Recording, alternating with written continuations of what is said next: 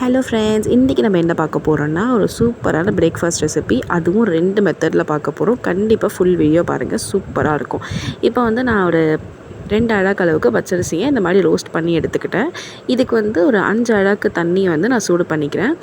4 அழாக்கு தண்ணி கரெக்டாக இருக்கும். ஸோ 2 அழாக்கு பச்சரிசி மாவுக்கு 4 அழாக்கு தண்ணி கரெக்டாகவே இருக்கும். நான் எக்ஸ்ட்ரா எடுத்து வச்சுக்கிட்டேன், தேவைப்பட்டு ஆட் பண்ணிக்கலான்ட்டு.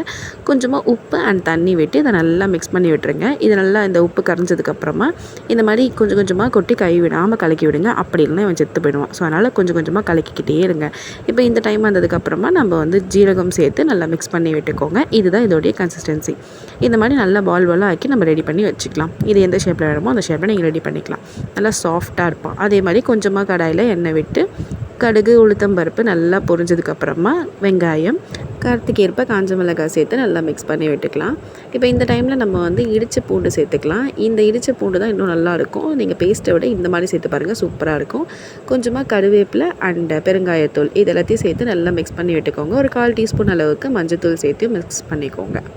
இப்போ வந்து நம்ம சாம்பார் தூள் அப்படி இல்லைன்னா இது வந்து வீட்லேயே அரைச்ச மிளகாய் தூள். ஸோ இந்த ரெசிபி வேணுன்னா கண்டிப்பாக கமெண்ட் பண்ணுங்கள், நான் அப்லோட் பண்ணுறேன். இதெல்லாம் மிக்ஸ் பண்ணி விட்டுட்டு ஒரு 2லேருந்து 3 அழாக்கு தண்ணி விட்டு இந்த மாதிரி நல்லா கொதிக்க விட்டுக்கோங்க. இது நல்லா கொதித்து வந்ததுக்கப்புறமா கொஞ்சமாக உப்பு சேர்த்துட்டு நல்லா மிக்ஸ் பண்ணி விட்டுட்டு நம்ம ரெடி பண்ணி வச்சுருந்தோம் இந்த ரைஸ் பால் அதையும் இதில் சேர்த்துக்கலாம். ஸோ இப்போ இதை நல்லா மிக்ஸ் பண்ணி விட்டுட்டு ஒரு 2 மினிட்ஸ் நல்லா கொதிக்கணும். இது ரொம்ப தண்ணியாக இல்லாமல் இருக்கிறதுக்காக நான் கொஞ்சமாக அந்த பாலை வந்து கரைச்சி சேர்த்துக்கிட்டேன். அப்போ இன்னும் கொஞ்சம் திக்காக இருக்கும். அப்படின்னா ரொம்ப தண்ணியாக இருக்கும். அந்த பால் வந்து நான் கொஞ்சம் எடுத்து வச்சு இந்த மாதிரி வேக வச்சு எடுத்துக்கிட்டேன். இதுவுமே சாஃப்டாக இருக்குது பாருங்கள். இதில் நான் இன்னொரு டைப் ஆஃப் மசாலா ரெடி பண்ணிக்கிறேன். எப்படின்னா கொஞ்சமாக வந்து எண்ணெய் விட்டு கடுகு உளுத்தம்பருப்பு அதுக்கப்புறமா வெங்காயம் கருவேப்பிலை இதெல்லாம் சேர்த்து கொஞ்சமாக மிக்ஸ் பண்ணி விட்டுட்டு அது கூடவே மஞ்சத்தூள் ஆட் பண்ணிக்கோங்க. இந்த பேஸ்ட்டு வந்து பூண்டு அண்டு வரமிளகாய் அதெல்லாத்தையும் சேர்த்து அரைச்சி இந்த பேஸ்ட் ரெடி பண்ணிக்கிட்டேன். ஸோ இதையும் அதில் போட்டு நல்லா மிக்ஸ் பண்ணிவிட்டு நம்ம வேக வச்சு எடுத்தோம்ல அந்த ரைஸ் பாலையும் இதில் சேர்த்து நல்லா இந்த மாதிரி ரோஸ்ட் பண்ணிக்கோங்க.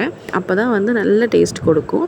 ஸோ ரெண்டுமே நீங்கள் ட்ரை பண்ணி பார்த்துட்டு எப்படி வந்துச்சுன்னு கமெண்ட் பண்ணுங்கள். மறக்காமல் இதுக்கு ஒரு பேர் வச்சுருங்க.